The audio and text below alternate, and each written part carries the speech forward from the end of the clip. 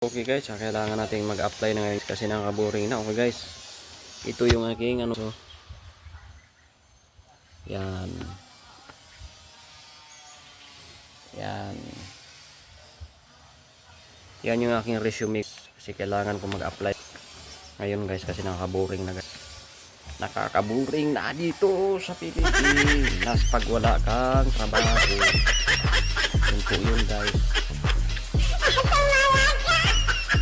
Okay guys, alis na ako guys. Oh. Alis na ako guys. Yung helmet ko guys. Aalis na ako. So yun guys. Kailangan ko na mag-apply guys kasi nakaka-boring na guys. Bore na. Tapi hirap talaga dito sa Pilipinas magtambay lalo pag hindi ka nakatapos ng pag-aaral. Okay guys. Guys, andito ako guys. So, nag-drive ako ngayon ng ano. Magdadrive ako ng aking kabayong unti sa anak ko. Nanghiram lang ako ng motor guys.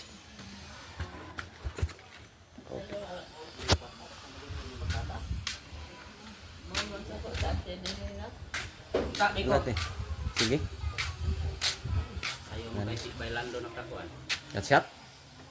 Nag-shot na po? Hubog na. Una, ni ati gahapon hubog. Okay ra na siyang kulando og kuan po. Kana, may lang nakapamahaw na. Na.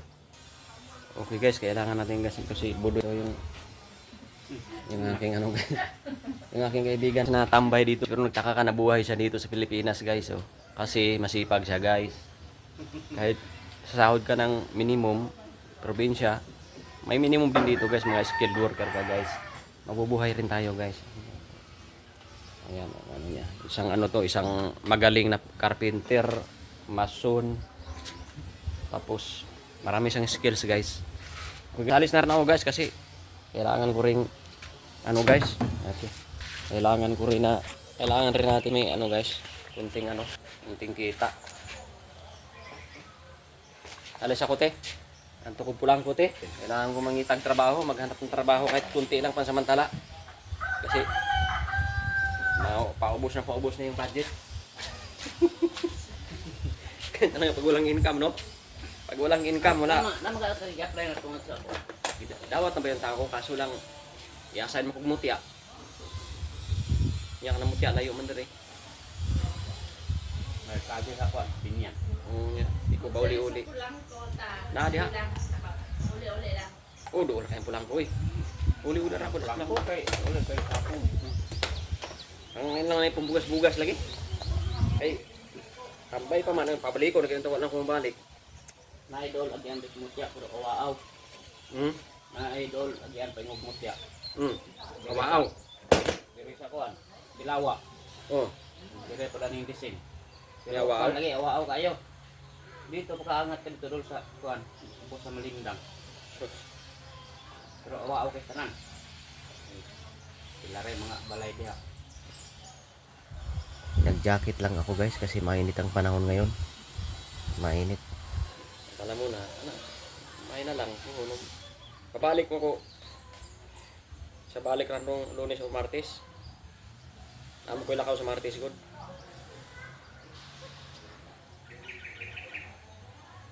Kapulang ko ka. Oh. Ako lang ko na ikuan diha. Kumpanyang nga sa pagadian ng ilang opisina. Bago ko na ilang unit muna dako kasi ko katulog diri okay. May lag Tayo mo trabaho. ay kwarta mo abot. May lag na ay kwarta mo abot.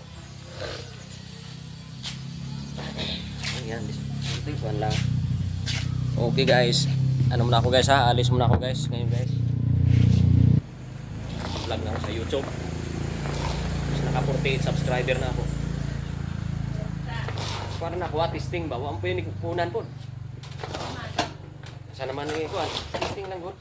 Ano lang ka na kay sahod anak. Wala pa mga ads na ako ha.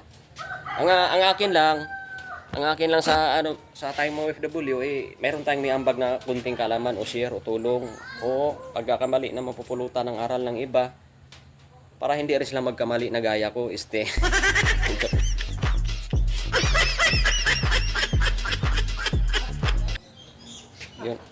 yun po yun guys. Mga tropa ko guys, nag-inom din sila dyan. So, umaga. Ano ba ako nagtuhod? Dira magsayo. Okay guys, alis na tayo guys. Alis na tayo guys.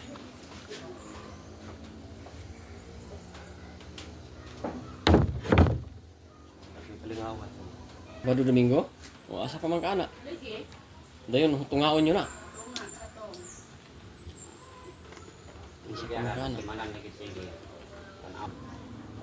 Maplastar niya. O di lang kay ginagmay. O ginagmay. Kalahin nimo sunod po. Guys, alis na tayo guys. Bawal lang mag-video guys. Okay. May nagmotor guys eh. Okay, mamaya na lang. Okay. Oh, hello guys, nasa Pulangko tayo. So, Pulangko. Welcome to Pulangko. Oh, ayan po guys, yan Pulangko. Wala guys eh, bali apply pa rin kasi. Kasi wala dito yung engineer guys. Kailangan natin maghanap ng trabaho. Okay guys. So, biyahe muna kami guys, biyahe. Pauwi na tayo guys.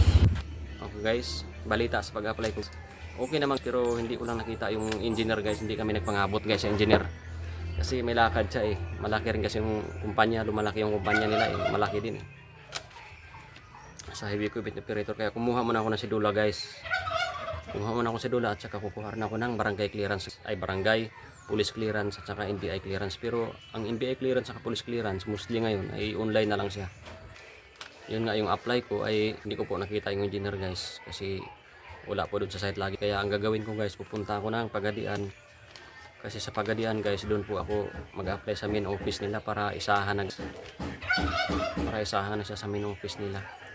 Yun po yun guys. Layo yun guys, Pagadian from Dipolo guys. From Malala Dipolo. Mumotorin ko lang yun guys. Magmotor lang ako kasi hindi naman siya masyado marami sasakyan eh, kunti lang. Yan po yun guys.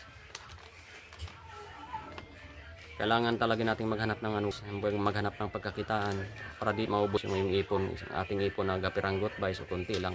Kailangan nating magtrabaho dito sa Pilipinas.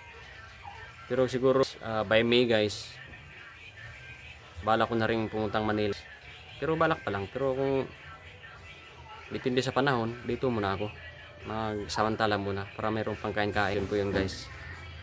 Yung ating trabaho, mayroon tayong pangkain dito. Ang buhay na tayo doon guys, pangkain lang. Pero hindi naman lahat, mababa talaga dito. Pag sa'yo lang, sarili mo, buhay ka, pamilya. Pero pag may pinaaral, hirap dito guys. Mahirap. Kaya yung iba pumunta ng Manila.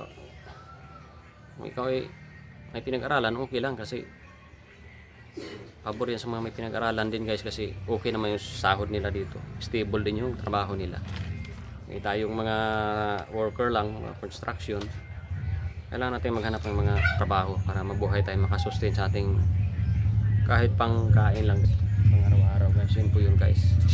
Kaya ako binabahagi itong video na to dahil marami din sa atin guys. Tuyul nibangan ko rin guys pag nainip ako, nabuburing, mag-vlog. Yun po yun guys. Okay guys, kaya ako binahagi itong video na to dahil mayroon pong mga OFW na kagaya ko guys na tambay. Okay naman magtambay guys, wala namang masama doon guys, pero mas better guys na magkaroon tayo ng source of income or trabaho para magpasok ng pera sa atin guys. Kahit pangkain lang para hindi mabawasan masyado yung ipon natin guys. Yun po yung para sa akin guys. Okay guys, maraming salamat sa panood ng video na to guys.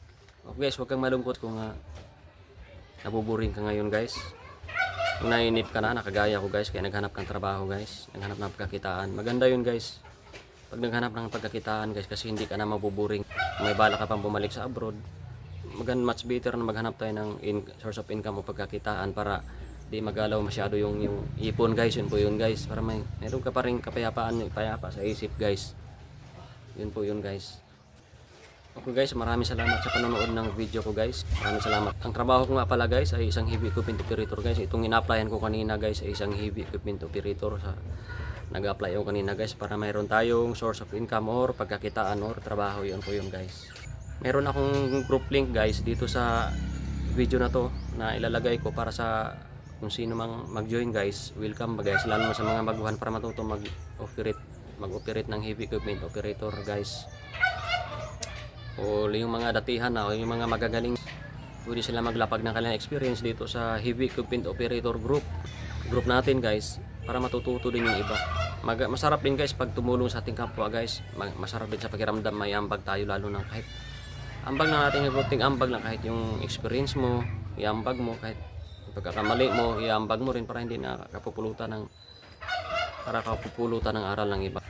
Okay guys, maraming salamat sa panood ng video na to guys. Kung nagustuhan mo tong video na to guys, pwede mo akong i-like, comment and share below guys, para ma-notify ka sa mga bago ko na namang video na i-upload guys. At mayroon tayong YouTube channel guys, pwede mo i-subscribe sa mga YouTube channel bilang salamat guys sa ating mga, lalo na sa ating mga OFW andito sa Pilipinas, sa aking binabahagi guys na experience o insights na nagbigay din ng kunting impact. Okay guys, maraming salamat sa panood ng video na to guys. Sa Lucas 10:16 sabi ng Panginoon, ang mapagkatiwalaan sa maliit na bagay ay mapagkatiwalaan din sa malaking bagay. Ang madaya sa maliit na bagay, madaya rin sa malaking bagay. Sana nagustuhan mo tong video na to. Maraming salamat guys. See you my next video. Bye, ciao.